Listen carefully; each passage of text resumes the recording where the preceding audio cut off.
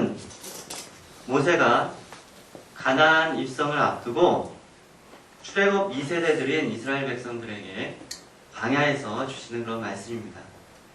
모세가 출애굽 2세대들, 1세대들은 그 광야에서 모두 다 죽었습니다. 이제 가나안의 백성이 될, 가나안을 정복하게 될 그 2세대들에게 이 광야에서의 그런 40년의 세월을 희생하면서 그들에게 그 말씀해 주시는 말씀이 바로 본문입니다. 이스라엘 백성들은 출애굽 후 40년간을 광야에서 보냈습니다.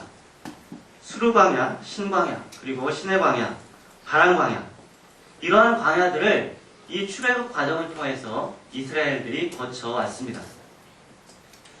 수르광야에서는 3일 동안 물을 찾지 못해서 어려움을 겪었던 곳이고, 또 그 엘림과 시내산 사이에 신광야가 있고, 또 시내산 밑에 시내광야가 있고, 또 지금 그 모세가 말씀을 전하고 있는 바람광야, 이렇게 이스라엘 백성들은 그 모든 40년 동안의 세월들을 광야에서 보내게 되었습니다. 그런데 광야는 사실 별로 매력적인 곳이 못 됩니다. 별로 가고 싶지 않은 곳입니다.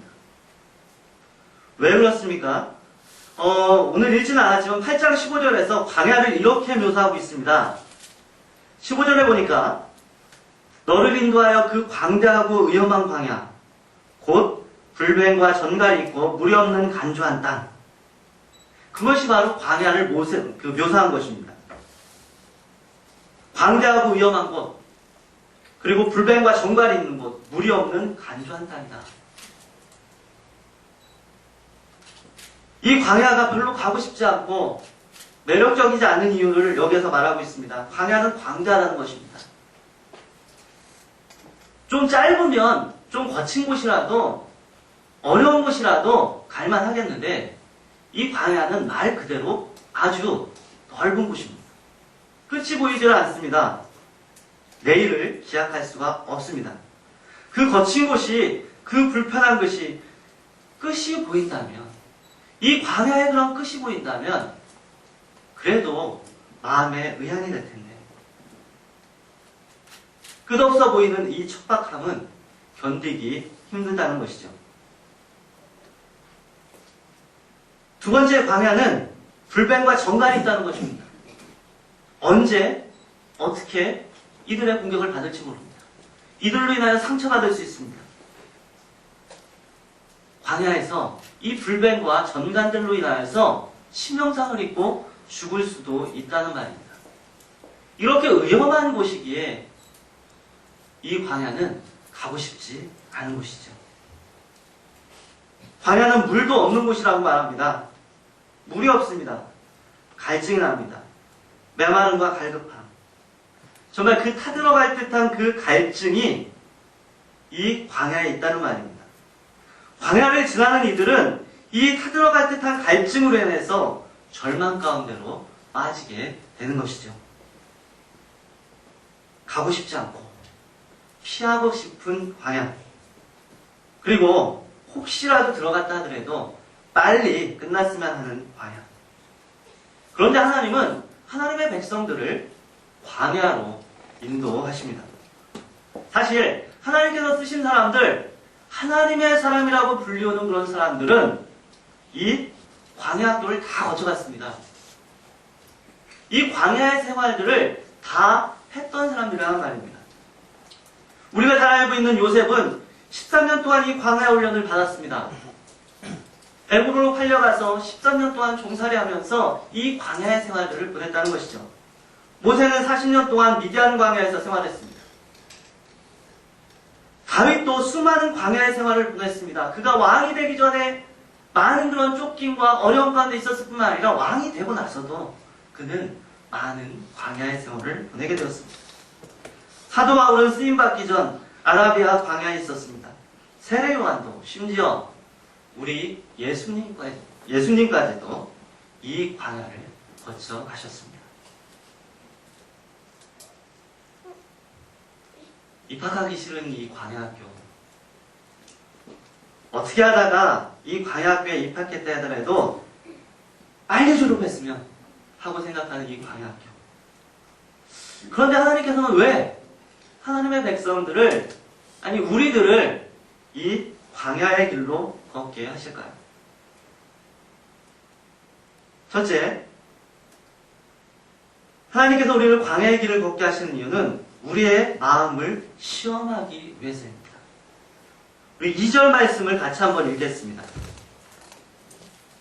내 하나님 여호와께서 이 40년 동안에 너로 광야의 길을 걷게 하신 것을 기억하라. 이는 너를 낮추시며 너를 시험하사 내 마음이 어떠한지 그 명령을 지키는지 아니 지키는지 알려 하십니다. 하나님께서 광야의 길을 걷게 하신 이유는 이스라엘 백성을 시험하셔서 그 마음이 어떠한지를 알아보려고 하신 것이라고 말씀하고 있습니다. 이 광야의 상황 가운데서도, 이 척박한 상황 가운데서 너희 마음이 변치 않을 수 있느냐? 너희가 하나님을 신뢰한다고 하고 하나님을 사랑한다고 하는데 내가 이 결코 들어가고 싶지 않은 이 광야의 세월을 보내면서도 나를 신뢰할 수 있는가? 하나님께서는 그것을 알아보려고 광야로 인도하신다는 것이죠. 우리를 거기서 낮추시며 시험하신다고 말씀하고 있습니다. 여러분, 우리가 광야의 길을 걸을 때 찾아오는 것 중 하나는 자신감의 결여입니다. 광야는 자신이 그동안 의지하던 오던 것들이 필요 없어지는 곳이기 때문입니다. 내가 그동안 의지했던 지식, 경험, 건강, 이러한 것들이 무너지기 시작하는 곳이 바로 광야입니다. 내가 의지하는 것들이 무너져도, 자신감이 무너져도 하나님을 신뢰하는 마음을 유지할 수 있을 것인가? 우리는 당당하고 자신감 넘치는 것을 굉장히 좋아합니다. 좋은 일입니다. 나는 할 수 있다. 나는 무엇이든지 할 수 있다. 라고 말하는 당당함. 참 그런 자신감을 갖는다는 것은 좋은 것이죠. 하지만 이러한 자신감과 당당함의 이면에는 많은 경우에 내가 가지고 있는 것, 그것이 있습니다. 좋은 직장, 평안한 가정, 건강한 몸, 풍부한 경험, 넉넉한 재정. 이러한 것들이 우리의 그런 자신감들을 형성하는 요소가 되어진다는 것이죠. 그러나 그러한 내가 가지고 있던 것, 그런 것이 하나하나 사라지고 내 자신이 초라하게 느껴질 때, 즉 그렇게 느껴지는 광야의 길을 걸을 때 그때도 하나님을 신뢰하는 마음을 변치 않고 그 길을 걸어갈 수 있는가? 하나님께서는 그것을 시험하신다는 것입니다. 여러분, 우리는 어떻습니까? 내가 가지고 있는 것들이 더 이상 나에게 아무런 영향력을 행사하지 못해도, 그래서 내 자신이 초라해지고 작아지고 그렇게 느껴질 때에도 하나님을 향한 신뢰를 항상 잃지 않을 수 있습니까? 우리 하나님께서 원하시는 것은 바로 그 순간에도 내가 가지고 있는 그것, 그것이 무너지는 그 순간에도 하나님을 따를 것을 말씀하십니다. 광야에서도 마음이 변치 않고 하나님을 따를 때 우리의 자신감의 한계는 오히려 하나님의 큰 은혜를 맛보게 될 것이다 라고 주님 말씀하고 계신 것입니다. 우리가 뭔가를 가지고 있을 때 우리는 I'm something, 난 뭔가 되는 것 같습니다. 그러나 그런 것들이 하나하나 이루어지고 나는 아무것도 아니다, I'm nothing이다. 그럴 때 우리가 취해야 될 태도는 무엇이냐면 하나님만이 전부입니다. God is everything. 이것이 광야에서 우리가 고백해야 되는 것이라는 거죠. 모자람의 의향이라는 책이 있습니다. 여기서 도널드 맥컬로우는 자신감의 한계가 올 때 가져다주는 3가지 의향이 있다고 합니다. 이 자신감이 한계가 올 때 가져다주는 의향 중에 첫 번째는 용기를 만들어낸다는 것이죠. 보통 자신감을 잃을 때 가장 쉽고 가장 유혹적인 길은 더 이상 실패를 하지 않도록 그 길을 피하는 것입니다. 더 이상 전진하기를 포기하는 겁니다. 왜? 자신감이 없으니까. 더 이상 나아갈 수가 없는 거죠. 하지 않는 쪽이 한결 안전해 보입니다.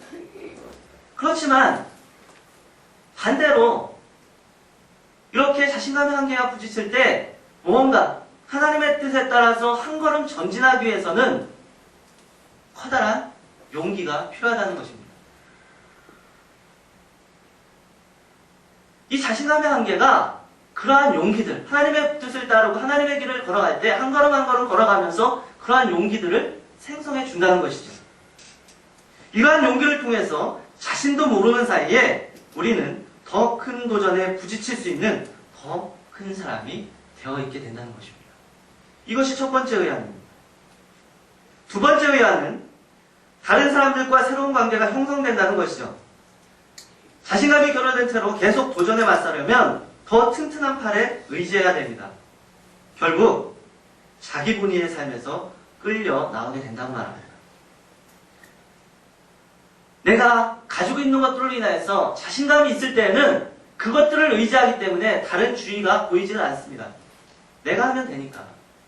그러나 자신감의 한계에 부딪혔을 때에는 이제는 내 자신, 내 본의의 그런 삶에서 끌려 나와서 이제는 놀랍게도 우리는 공동체의 일원이 되는 기쁨을 발견하게 된다. 저자는 말하고 있습니다. 자신감의 한계에 부딪힐 때 오늘 세 번째 의안은 하나님을 의지하게 된다는 것이죠. 신약성경에서 베드로가 무리를 걷는 사건이 나옵니다.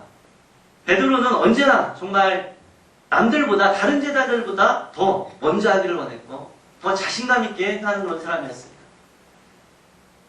폭풍과 치던 날 밤 예수님께서 밤에 그 무리를 걸어오실 때도 이 베드로는 당당하게 예수님 저도 무리를 걸을 수 있도록 허락해 주십시오 얘기합니다. 예수님께서 오라 했을 때 이 베드로는 무리를 걷게 되죠. 하지만 주위를 바라보고 폭풍을 바라볼 때 베드로는 빠져들어갑니다. 이 베드로가 그 폭풍 위에 그 파도 속으로 빨려 들어가면서 그 당당함, 그 자신감 넘침도 함께 그 물속으로 빠져들어가고 있었습니다. 그때 이 베드로가 한 반응, 그것은 복잡한 것이 아니었죠. 한마디였습니다. 주여 나를 구원하소서. 이 부르짖음이야말로 그날 밤 베드로가 취한 가장 현명한 행동이었습니다. 기도가 이보다 더 기본으로 돌아갈 수는 없습니다. 우리가 기도하는 데 있어서 많은 미사역과 또 고상한 감정과 정확한 어법을 다 빼고 나면 기도는 이것 하나로 귀결됩니다. 도와주십시오. 도와주십시오. 예수님은 즉시 청을 들어주셔서 베드로가 마저 가라앉기 전에 손을 내밀어서 그를 잡아주십니다. 이 책을 적은 도널드 맥컬로우는 이렇게 얘기합니다.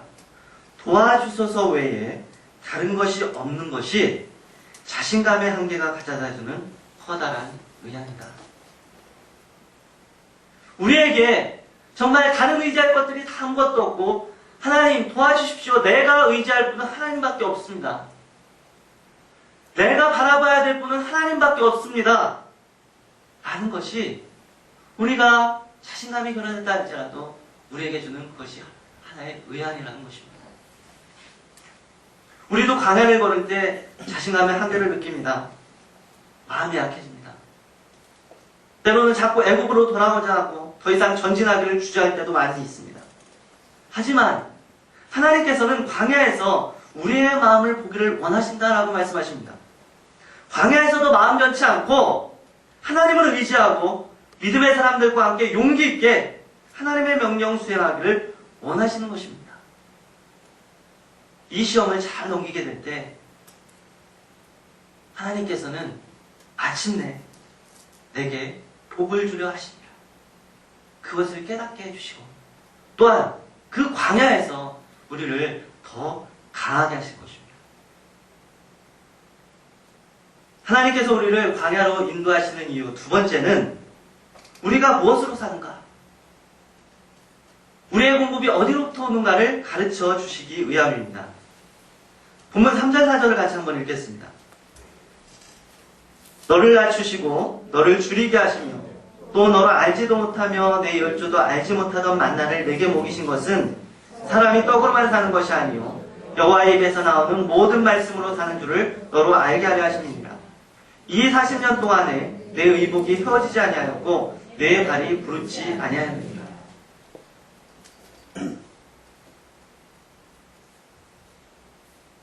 먹고 사는 문제 굉장히 중요한 문제죠.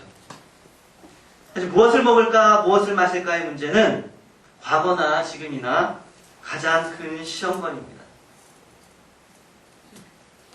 이 문제에서 자유로운 사람은 없습니다. 예수님도 광야에서 마귀로부터 같은 시험을 받으셨습니다. 예수님께서 시험을 받으시면서 줄이실 때 마귀는 와서 이렇게 얘기합니다. 돌이 떡이 되게 하라. 배고프지 아니한가? 이 먹고 사는 문제가 달려있지 않는가? 그것을 먼저 해결해야 되지 않겠는가? 돌이 떡이 되게 하라. 그때 예수님께서 말씀하십니다. 사람이 떡으로만 사는 것이 아니요 오직 하나님의 입으로 나오는 모든 말씀으로 살 것이라. 예수님의 말씀이 무슨 말일까요? 먹고 사는 문제가 중요하지 않다는 말일까요? 떡의 문제가 우리에게 그다지 중요하지 않다는 그런 말씀일까요? 그렇지 않은 것 같습니다. 우리 주님께서는 우리의 필요를 누구보다도 더 잘 아시는 분입니다. 우리에게 있어서 떡의 문제가 굉장히 중요한 것을 주님께서는 누구보다도 더 잘 알고 계십니다. 그렇다면 무엇입니까? 좀 더 근원적인 문제가 있습니다. 떡의 문제가 중요하지만 그 떡이 어디로부터 오는가를 기억하라는 거예요. 그 떡이 어디로부터 오는가? 광야에서 이 이스라엘 백성들이 경험한 것이 바로 그것입니다. 과거 보지도 못하고 알지도 못했던 이 만나를 하나님께서 주신 것을 보면서 너희가 걱정하는 그 먹고 사는 문제, 이 떡의 문제, 그 떡을 주는 분이 누구인가? 그렇다면 너는 누구에게 집중을 해야 되겠는가?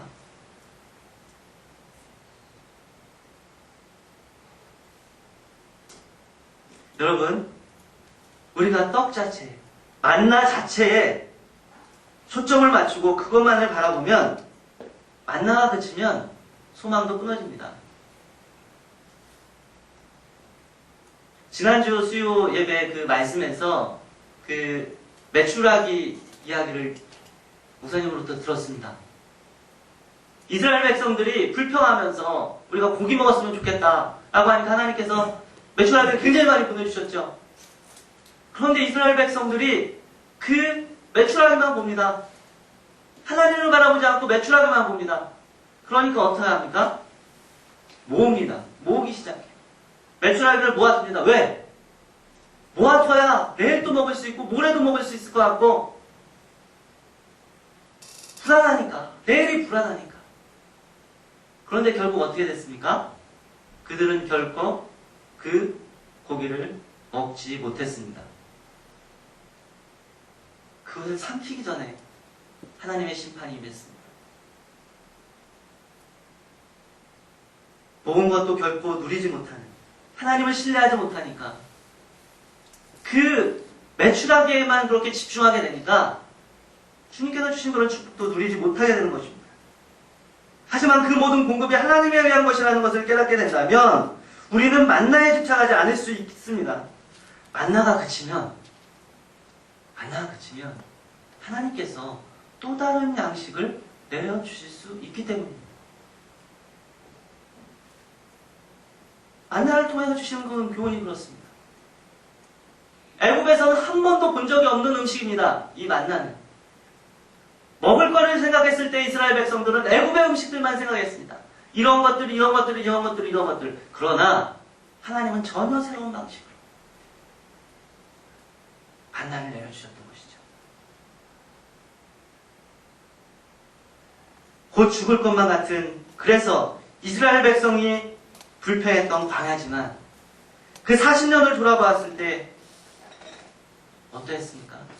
오늘 본문에서는 이렇게 말씀하고 있습니다. 이 40년 동안에 내 의복이 헤어지지 아니하였고 내 발이 부르지 아니하였느니라.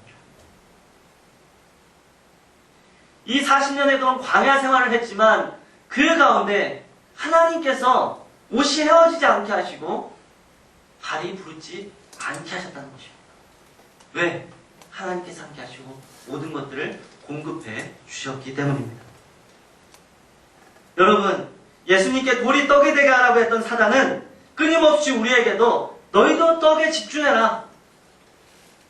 너희도 떡에 집중하라고 말합니다. 우리는 예수님께서 사단의 제의를 단호히 거절하셨듯이 이 사단의 유혹과 싸울 것을, 오늘 또 싸울 것을 주님으로부터 요청받습니다. 토마스 마트는 이렇게 말합니다. 인간이 돈과 기계를 광야로 옮겨가 살면서 그리스도께서 하셨듯이 악마와 싸우지 않고 오히려 부와 권력을 주겠다는 악마의 약속을 믿고 그의 천사 같은 죄를 예찬한다면 광야 자체는 어디로든지 다른 곳으로 옮겨갈 것이다. 모든 곳이 광야이다. 모든 곳이 인간이 속죄하고 악마와 싸우며 하나님의 은총으로 마음을 정화시키는 고독의 터전이다.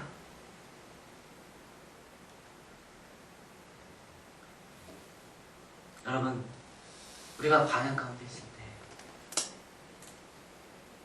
우리는 우리가 무엇으로 사는지 확실히 배우게 됩니다. 떡이 아니라 하나님의 말씀인 것을.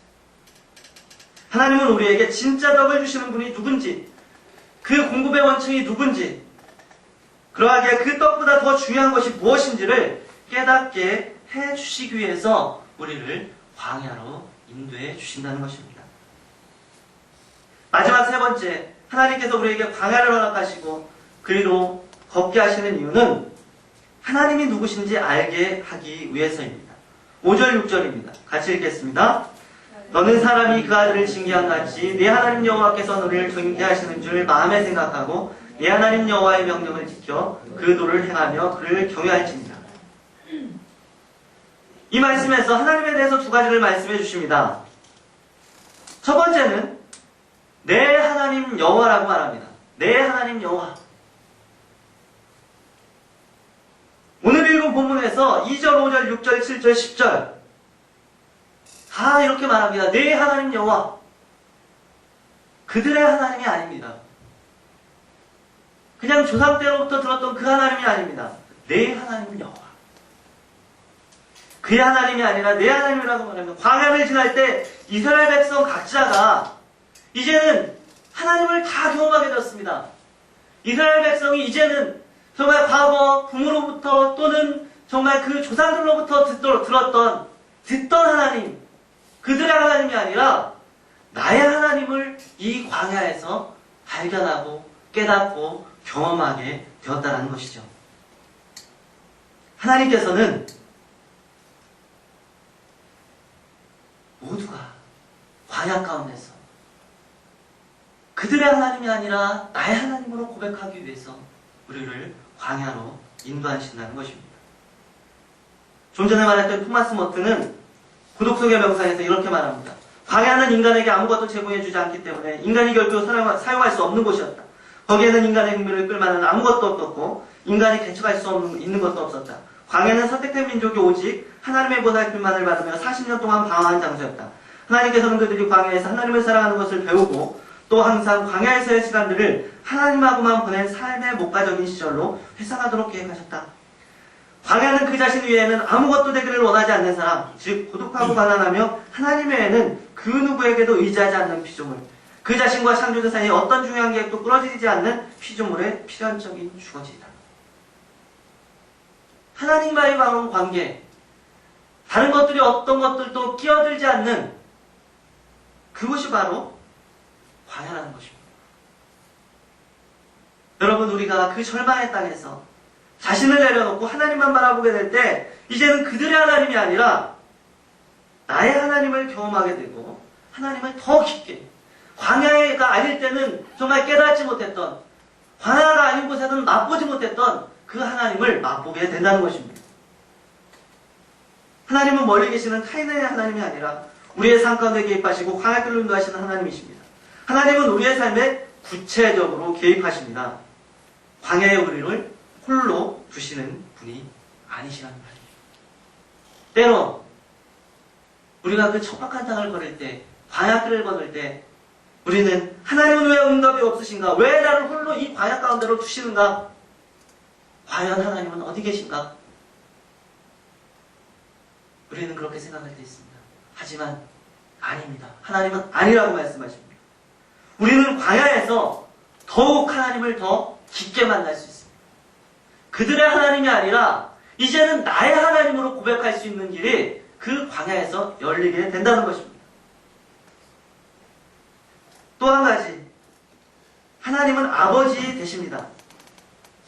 이스라엘 백성들은 광야에서 하나님의 징계를 받기도 하고 많은 어려움을 겪기도 했습니다. 그런데 그 징계함이 아비가 자녀를 징계함 같이 한다고 말씀합니다.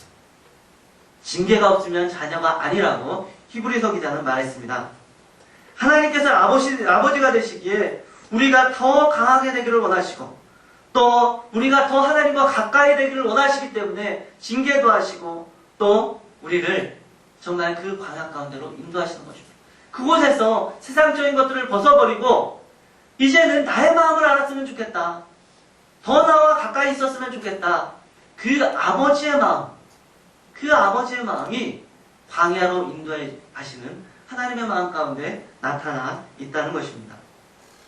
여러분, 광야는 여호와 하나님이 나의 하나님으로 고백되는 장소이고 징계도 아픔도 고난도 우리를 강하게 하기 위해 허락하시는 하나님 아버지의 마음임을 깨닫는 장소입니다. 그렇다면 우리는 이런 광야길을 어떻게 걸어야 되겠습니까? 첫째는 믿음으로 걸어야 합니다. 마음을 돌이키지 말고 더 순종하고 더 헌신하고 더 믿음으로 반응해야 합니다. 힘들고 어렵고 그렇지만 하나님을 신뢰한다면 그곳에서 하나님께서 정말 그 불러주신 그 광야로 불러주신 그 이유를 생각한다면 우리는 힘들지만 더 믿음으로 반응해야 된다는 것이죠. 그럴 때 아침내 복이 되게 하시는 하나님을 만나게 될 것입니다. 둘째, 떡을 쌓아놓으려고 마음 졸이는 것이 아니라 하나님의 공급하심을 믿고 오히려 늘 말씀으로 영의 배고픔을 채워야 됩니다. 그러면 하나님께서 떡도 채워주심을 맛보게 될 것입니다. 그리고 세 번째, 하나님의 아버지 되심을 기억하고 어려움과 징계 가운데서도 낭망치 말고 오히려 그 시간을 자신을 돌이키는 그런 거룩한 시간으로 사용하도록 해야 됩니다. 그러면 그 가운데서 광야 가운데 개입하시는 아버지 하나님이 나의 하나님 되심을 간증할 수 있게 될 것입니다. 그렇게 믿음으로 광야의 길을 잘 걸을 때 하나님의 약속의 말씀이 기다리고 있습니다. 7절에서 10절까지 말씀입니다. 내 하나님 여호와께서 너로 아름다운 땅에 이르게 하시나니 그곳은 골짜기든지 산지에든지 진해와 분천과 샘이 흐르고 밀과 보리와 소산지요 포도와 무화과와 폭류와 감람들의 나무와 꿀의 소산지라. 너의 먹는 식물에 결핍함이 없고 내게 아무 부족함이 없는 땅이며 그 땅의 돌은 철이요 산에서 동을 캘 것이라. 내가 먹어서 배불리고 내 하나님 여호와께서 옥토로 내게 주셨음을 인하여 그를 찬송하리라. 여러분, 인생 수업이라는 책에 다음과 같은 말이 있습니다. 당신이 아름다운 정원에 앉아있다면 당신은 아무것도 배우지 못한다. 그러나 만일 당신이 고통 속에 있다면, 만일 당신이 상실을 경험한다면, 그리고 만일 당신이 머리를 모래에 묻는 것이 아니라 곧 고통을 아주 특별한 목적으로 당신에게 주려는 선물로 여긴다면 당신은 성장할 것이다. 우리가 광야 가운데 있다면, 그리고 그 광야를 아주 특별한 목적으로 하나님께서 우리에게 주려고 하시는 선물로 여긴다면 우리는 그 광야를 통해서 성장하는 것을 맛보게 될 것입니다. 여러분, 광야는 훈련의 장소입니다. 광야는 성숙의 장소입니다. 광야는 하나님을 만나는 장소입니다. 광야는 자신을 의지하던 모든 것을 내려놓고 하나님만 바라보는 장소입니다. 그러기에 자신으로부터 온 것이 없기에 광야에서는 모든 것이 기적입니다. 광야는 그 길을 잘 걸어가는 자에게 더 이상 절망의 장소가 아니라 소망과 축복의 장소로 변하게 됩니다. 이러한 은혜가 우리 모두에게 있기를 바랍니다. 기도하시겠습니다.